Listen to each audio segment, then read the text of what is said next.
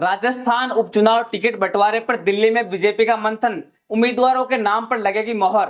राजस्थान उपचुनाव ऐसे समय में होना है जब कुछ महीने पहले लोकसभा चुनाव में बीजेपी को राजस्थान में 11 सीटों पर हार का सामना करना पड़ा है।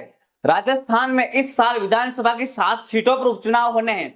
इसको लेकर बीजेपी, कांग्रेस समेत क्षेत्रीय पार्टी बड़े जोर शोर से जुटी हुई है। जयपुर में बीजेपी की कोर कमेटी की बैठक में 7 सीटों पर 3 नामों का पैनल तैयार किया गया है। इसके बाद शाम को दिल्ली में राजस्थान उपचुनाव के टिकट बंटवारे को लेकर बीजेपी शीर्ष नेतृत्व की बैठक आयोजित की गई, जिसमें प्रत्याशियों को लेकर चर्चा की गई। प्रत्याशियों पर दिल्ली में हुई चर्चा।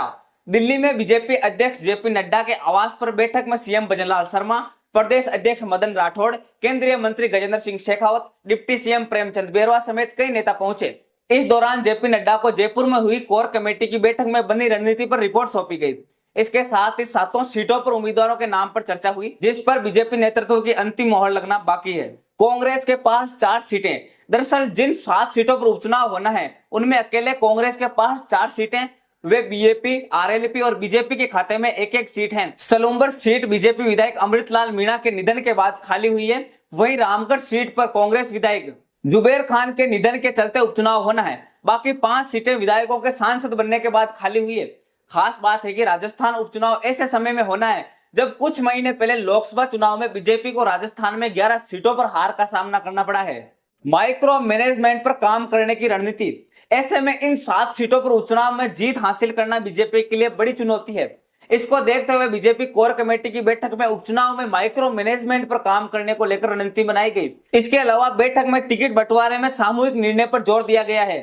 इन सीटों पर होने हैं उपचुनाव। देवली उनियारा विधानसभा सीट से कांग्रेस विधायक रहे हरीश मीणा अब सांसद बन चुके हैं। वहीं दौसा विधानसभा सीट से कांग्रेस विधायक रहे मुरारीलाल मीणा अब सांसद बन चुके हैं। झुंझुनू विधानसभा सीट से कांग्रेस विधायक रहे ब्रजेंद्र ओला अब सांसद बन चुके हैं। 84 विधानसभा सीट से बीएपी विधायक रहे राजकुमार रोत अब सांसद बन चुके हैं। खियूसर विधानसभा सीट से आरएलपी विधायक रहे हनुमान बेनीवाल अब सांसद बन चुके हैं। सलूम्बर विधानसभा सीट से बीजेपी विधायक रहे अमृतलाल मीणा का निधन हो चुका है। रामगढ़ विधानसभा सीट से कांग्रेस विधायक रहे जुबेर खान का भी निधन हो चुका है।